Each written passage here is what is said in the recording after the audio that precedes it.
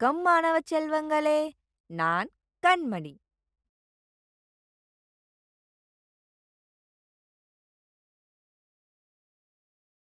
மீண்டும் வரவேற்கிறோம். ஈர்ப்பு விசை மற்றும் இலவச வீழ்ச்சியின் காரணமாக முடுக்கம் பற்றி நீங்கள் முன்பு கற்றுக்கொண்டீர்கள். இப்போது உந்துவிசை மற்றும் அழுத்தம் பற்றிய சில தகவல்களை காண்போம். கற்றுக்கொள்வீர்கள். இந்த அமர்வின் முடிவில் நீங்கள் புரிந்து கொள்ள முடியும். உந்துவிசை, அழுத்தம், திரவங்களின் அழுத்தம், திரவம் காரணமாக அழுத்தம், காற்றின் அழுத்தம், வளிமண்டல அழுத்தம், காற்றழுத்தமானி, ஒரு திரவத்தில் h ஆழத்தில் அழுத்தம், திரவங்களின் ஆழத்தில் வெவ்வேறு நிலங்களில் அழுத்த வேறுபாடு. முக்கிய வார்த்தைகள்: உந்துவிசை, அதாவது மேற்பரப்பிற்கு செங்குத்தாக செயல்படும் சக்தி.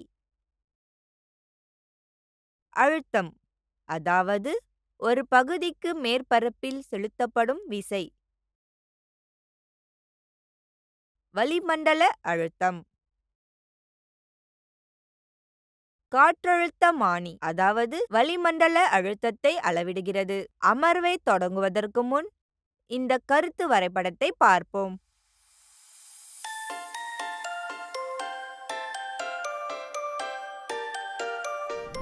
மேற்பரப்பிற்கு செங்குத்தாக ஒரு பொருளின் மீது செயல்படும் விசை உந்து விசை எனப்படும்.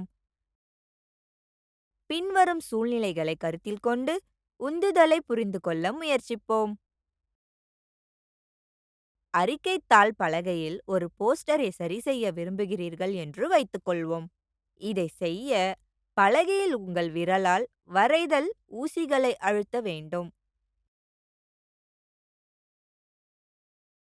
முள் தலையின் பரப்பளவில் நீங்கள் விசையை பயன்படுத்துகிறீர்கள்.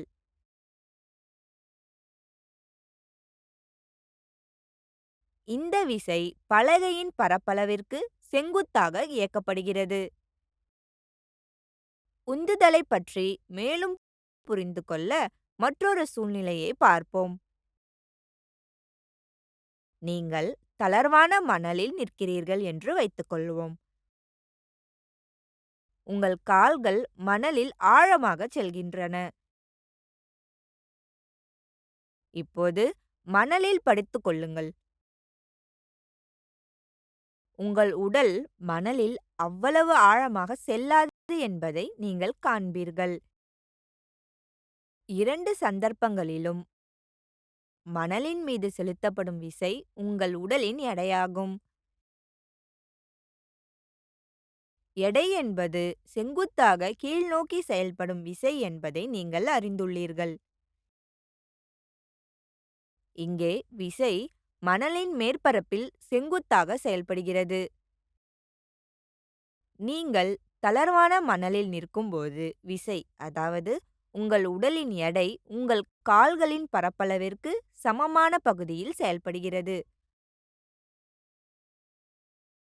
ஆனால் நீங்கள் படுக்கும்போது அதே சக்தியானது உங்கள் முழு உடலின் தொடர்பு பகுதிக்கு சமமான பகுதியில் செயல்படுகிறது.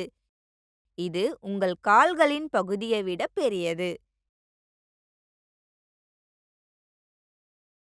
எனவே வெவ்வேறு பகுதிகளில் ஒரே அளவிலான சக்திகளின் விளைவுகள் வேறுபட்டவை.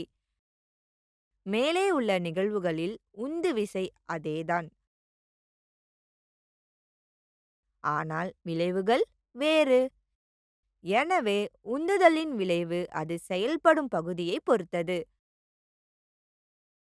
மணல் மீது உந்துவிசை விளைவு படுத்திருக்கும் போது விட நிற்கும்போது பெரியது. அலகு பகுதியில் உள்ள உந்துவிசை அழுத்தம் என்று அழைக்கப்படுகிறது.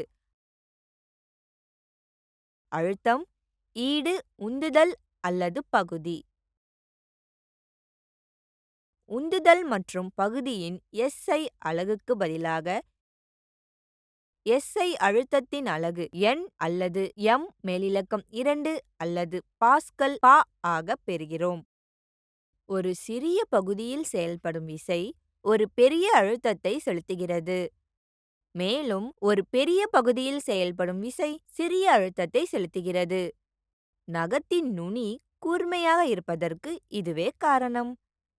கத்திகள் கூர்மையான விளிம்புகளைக் கொண்டுள்ளன மற்றும் கட்டிடங்கள் பரந்த அடித்தளங்களைக் கொண்டுள்ளன. அனைத்து திரவங்களும் மற்றும் வாயுக்களும் திரவங்கள்.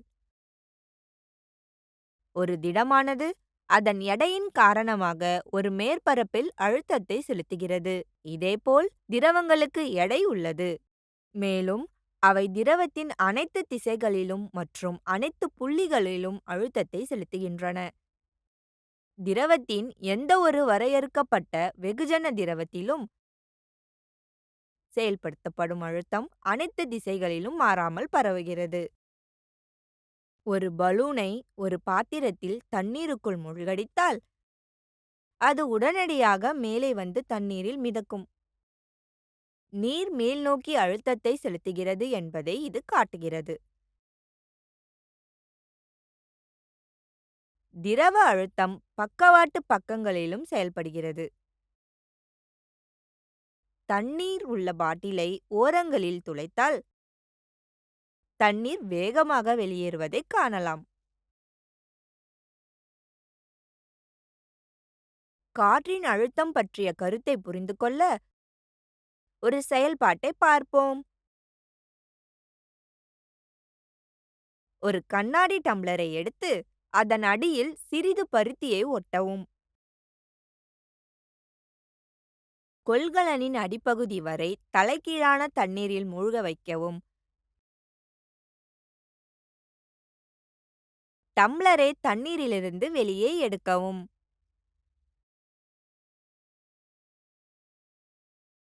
பருத்தி ஈரமாக இல்லை என்பதை காண்கிறோம்.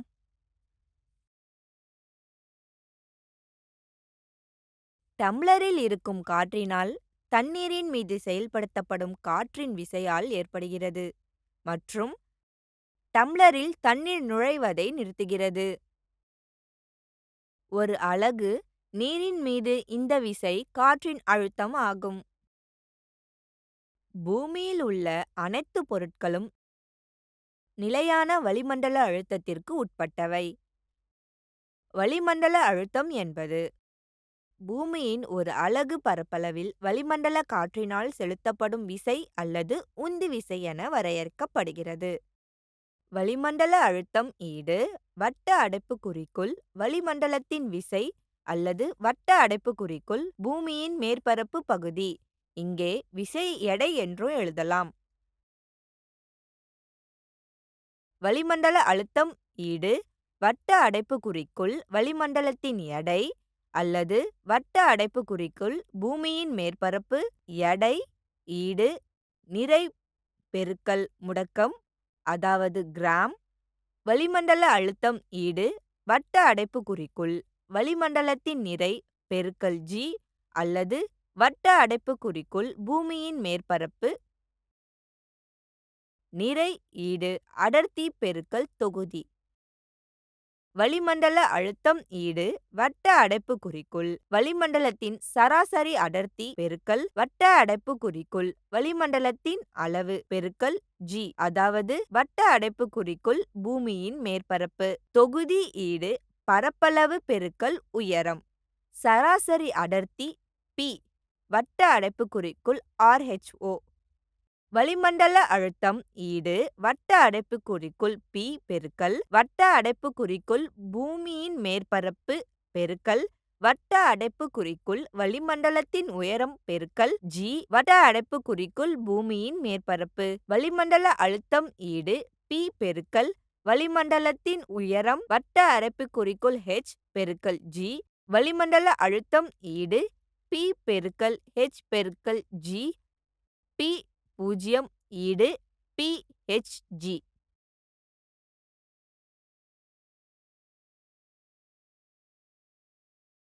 காற்றழுத்தமானி என்பது வளிமண்டல அழுத்தத்தை அளவிட பயன்படும் ஒரு சாதனம். முதல் காற்றழுத்தமானி பாதரசத்தை பயன்படுத்தி டோரிசெல்லி என்பவரால் கண்டுபிடிக்கப்பட்டது. இந்த காற்றழுத்தமானி ஒரு முனையில் மூடப்பட்ட சுமார் 1 மீட்டர் நீளமுள்ள கண்ணாடி குழாயை கொண்டுள்ளது. குழாய் முழுவதுமாக தூய பாதரசத்தால் நிரப்பப்பட்டுள்ளது. இதனால் காற்று குமிழிகள் அதன் உள்ளே இருக்காது.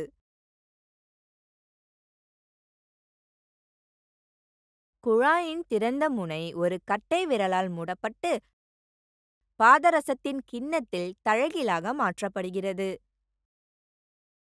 குழாயின் உள்ளே இருக்கும் பாதரசத்தின் எடை கிண்ணத்தில் உள்ள பாதரசத்தின் மீது அழுத்தத்தை செலுத்துகிறது. அதே நேரத்தில் வளிமண்டல அழுத்தம் பாதரசத்தின் மேற்பரப்பில் செயல்படுகிறது. பாதரச நெடுவரிசையால் ஏற்படும் உந்துவிசை வளிமண்டல அழுத்தத்தால் சமப்படுத்தப்படும்போது குழாயின் உள்ளே இருக்கும் பாதரசம் 76 சென்டிமீட்டர் நிலையான உயரத்தை அடைகிறது. இதனால் குழாயின் மேல் பகுதியில் வெற்றிடமாக இருக்கும். இது ஒரு வளிமண்டல அழுத்தம் என்று அழைக்கப்படுகிறது.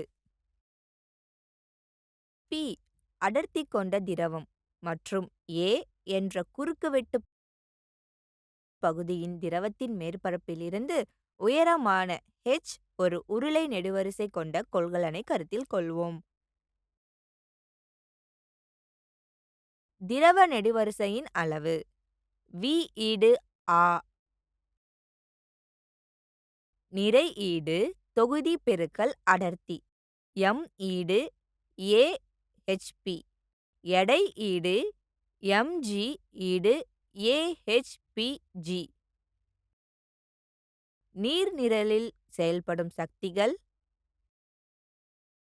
எடை அதாவது W செங்குத்தாக கீழே, வளிமண்டல அழுத்தம் அதாவது POA காரணமாக மேல்பரப்பில் விசை செங்குத்தாக கீழே செயல்படும். 3.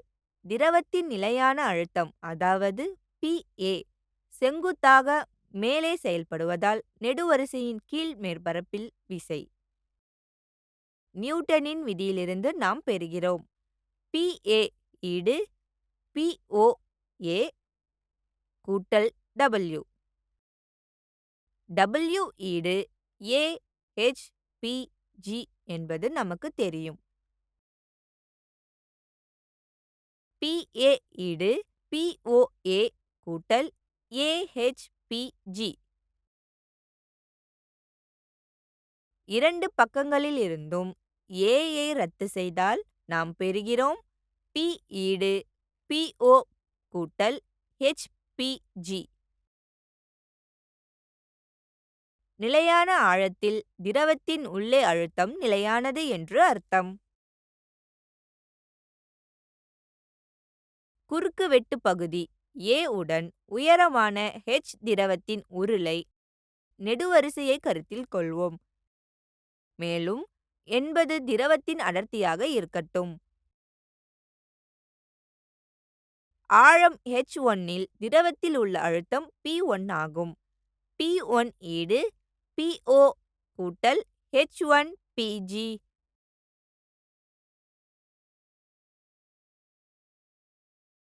இதேபோல் ஆழம் H2 இல் P2 அழுத்தம் P2 ஈடு PO கூட்டல் H2PG. இந்த இரண்டு சமன்பாடுகளையும் தீர்ப்பது நமக்கு கிடைக்கும். P2 கழித்தல் P1 ஈடு H2PG கழித்தல் H1PG. P2 கழித்தல் P1 ஈடு PG வட்ட அடைப்புக்குறிக்குள் H2 கழித்தல் H1. H ஈடு H2 கழித்தல் H1 என்பதை நாம் அறிவோம். எனவே எங்களிடம் உள்ளது P2 கழித்தல் P1 ஈடு PGH. திரவத்தில் இரண்டு நிலைகளுக்கு இடையே உள்ள அழுத்த வேறுபாடு ஈடு PGH. இங்கு P மற்றும் G திரவத்தின் அடர்த்தி மாறிலிகள் ஆகும். எனவே அழுத்த வேறுபாடுகள் ஆழத்தின் அதிகரிப்புடன் அதிகரிக்கும்.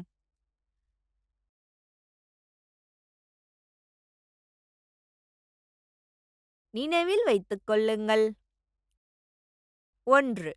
மேற்பரப்பிற்கு செங்குத்தாக ஒரு பொருளின் மீது செயல்படும் விசை உந்துவிசை எனப்படும்.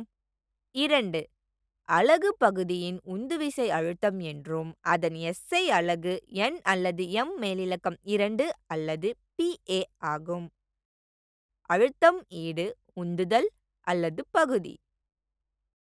ஒரு சிறிய பகுதியில் செயல்படும் விசை ஒரு பெரிய அழுத்தத்தை செலுத்துகிறது.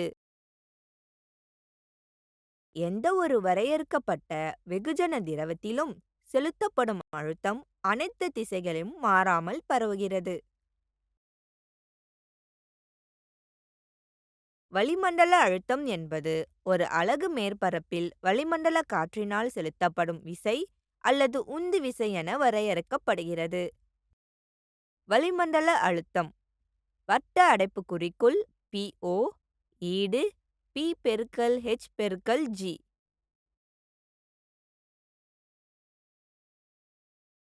காற்றழுத்தமானி என்பது வளிமண்டல அழுத்தத்தை அளவிட பயன்படும் ஒரு சாதனம். திரவத்தில் இரண்டு நிலைகளுக்கு இடையே உள்ள அழுத்த வேறுபாடு ஈடு PGH.